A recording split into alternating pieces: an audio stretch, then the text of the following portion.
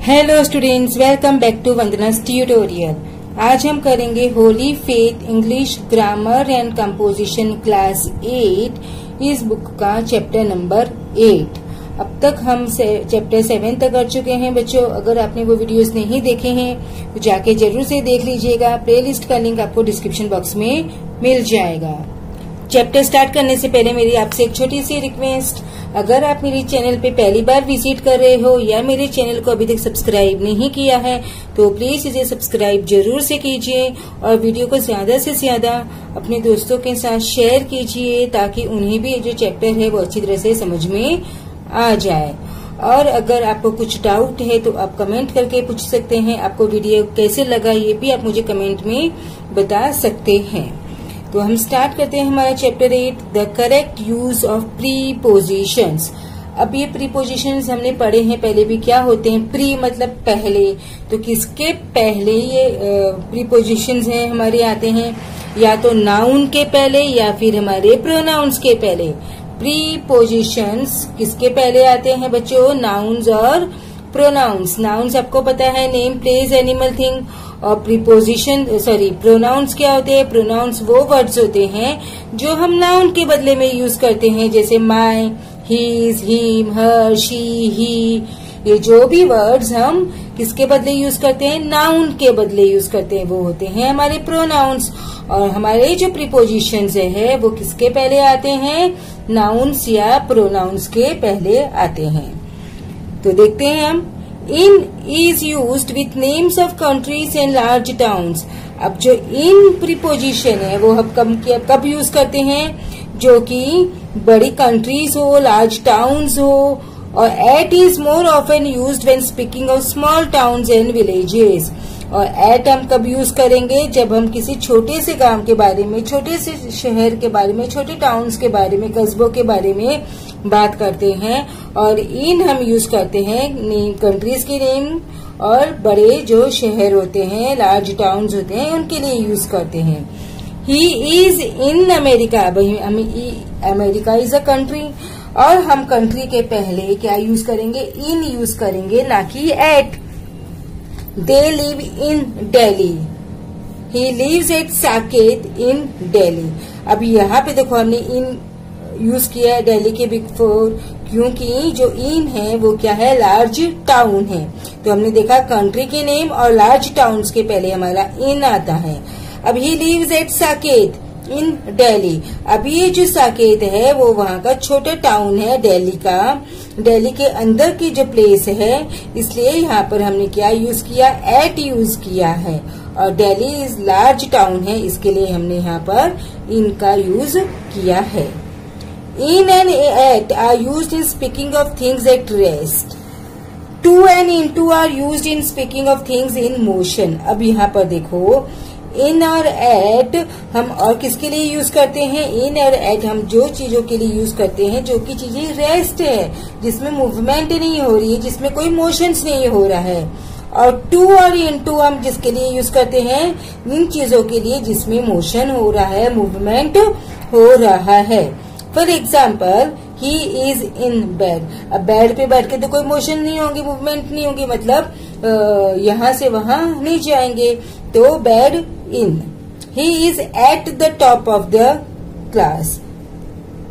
He ran to school. अब ran to school movement हो रहा है, भाग रहा है, मूवमेंट हो रहा है, मोशन हो रहा है, तो to. He jumped into the river. River के अंदर वो गिर गया। The snake crawled into its hole.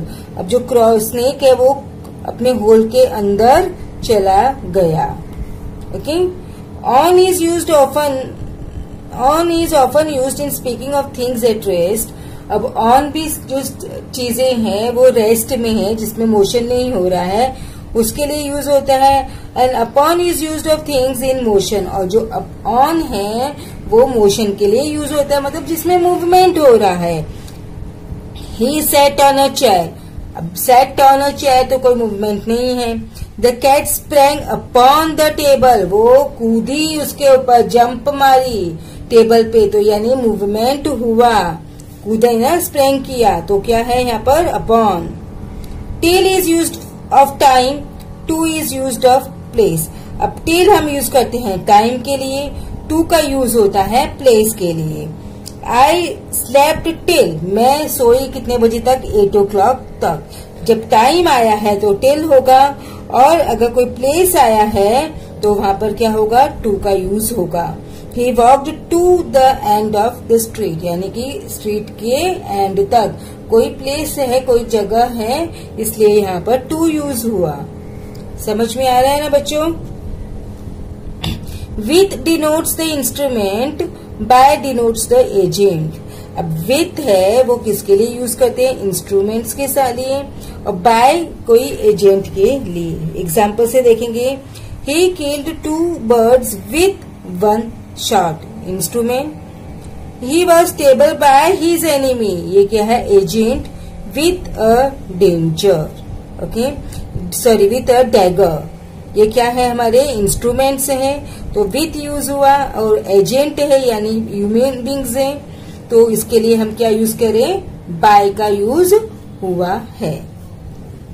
Since is used with a perfect tense. अब सिंस हमारा यूज होता है परफेक्ट टेंस के लिए, फ्रॉम यूज होता है सब टेंसेस के साथ में।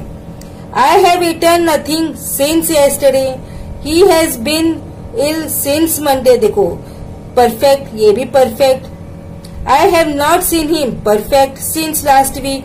I started work from 15th January. I shall start working from tomorrow. Kindly grant me leaves from today. Next is between is used with two persons or things.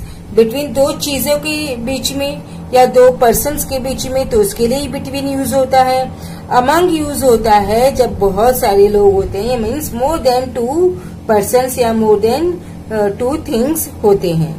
Between nose and eyes a strange contest arose, अभी nose और eyes दो ही है, उसके लिए हमने use किया between. The 2 brothers, अभी 2 ही ब्रदर्स है, तो इसके लिए यहाँ पर क्या आएगा, between. The villagers often quarrelled, villagers तो बहुत सारे हैं, इसके लिए अमंग। काऊ व sheep is popular among the Hindus, अभी हिंदूज भी बहुत सारे हैं, तो इसके लिए अमंग। यानी कि दो चीजों होते हैं, दो थिंग्स होती है, 2 persons होते हैं, तो बिटवीन का यूज होता है।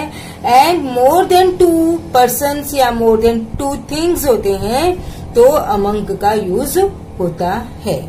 Now next is besides. Besides means by the side of, और besides means in addition to. अब देखो बिसाइड मतलब जहां पर एस नहीं है उसके बाजू में, उसके साइड में, और बिसाइड्स मतलब इसके अलावा, इसके एडिशन में, ओके। बिसाइड मीन्स साइड में, उसके बाजू में, और बिसाइड्स मीन्स इसके अलावा या in addition to. She came and sat beside me, मेरे बाजू में वो बैठी, beside. There will be a 5 of us for dinner besides John, John के अलावा और भी हम 5 लोग होंगे। In addition to John there will be 5 of us, okay, उसके अलावा। The play was badly acted besides being too long, मतलब उसके अलावा बहुत बैड था कि एक तो बहुत लंबा था, और उसके अलावा बहुत बुरा भी था। Okay, I hope it's clear. अब हम डायरेक्टली बच्चों करने वाले हैं एक्सरसाइज। इसमें हमके कुछ स्पेसिफिक प्रीपोजिशंस दिए हैं जो नाउन के साथ में कनेक्ट होते हैं। अगर आप ये रीड करके देखिए, नहीं समझ में आता है तो आप मुझे बताइए कमेंट में, मैं इसके ऊपर एक वीडियो बना दूंगी। और इसका अगर आपको पीडीएफ चाहिए तो उसका लिंक आपको डिस्क्रिप्शन बॉक्स में मिल जाएगा, जहां से आप उसे डाउनलोड कर सकते हैं। तो स्टार्ट करते हैं exercise 16। Fill in the blanks with the appropriate preposition. He was born in a village of Rajasthan. We started at 6 in the morning. He hanged himself with a piece of cloth. We must start before dawn to reach the station in time. He killed 2 birds with 1 shot. The child has been missing since yesterday. The mail train is due at 7 p.m. He traveled 7 miles in 2 hours. He doesn't leave his house after 9 o'clock. I received this message at 8 in the morning. Besides rice, they had curry. He has spent his life in Calcutta. Come and sit besides me. Come and sit beside me. S नहीं आएगा बच्चों यहाँ पर. While I was at Delhi, he was born in Bombay. He was killed by the robber with a pistol. Divide this sum of money between Manu and Misha.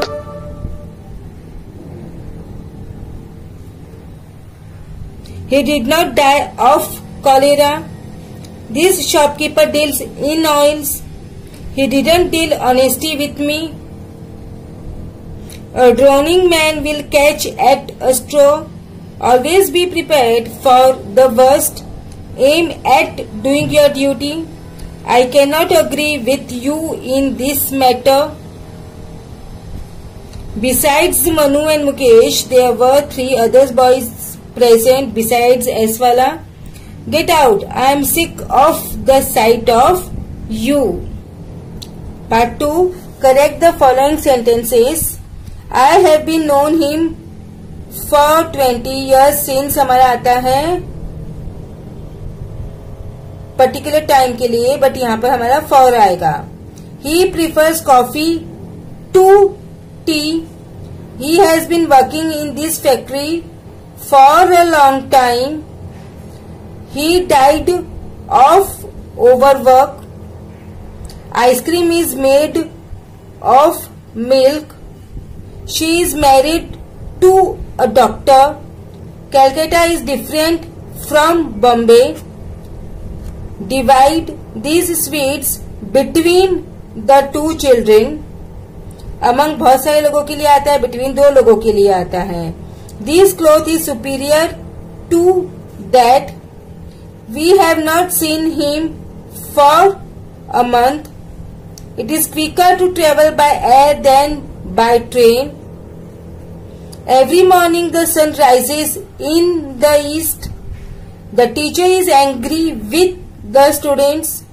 She is in England these days. We sat in the shade of a tree. There is no harm in doing this. She takes great pride in her children. He didn't listen to my advice. She has been working since morning. They invited me to dinner. तो बच्चों अभी next video में हम करेंगे हमारा chapter number 9. तब तक take care and keep watching Vandana's tutorial. मिलते हैं नेक्स्ट वीडियो में. Thank you.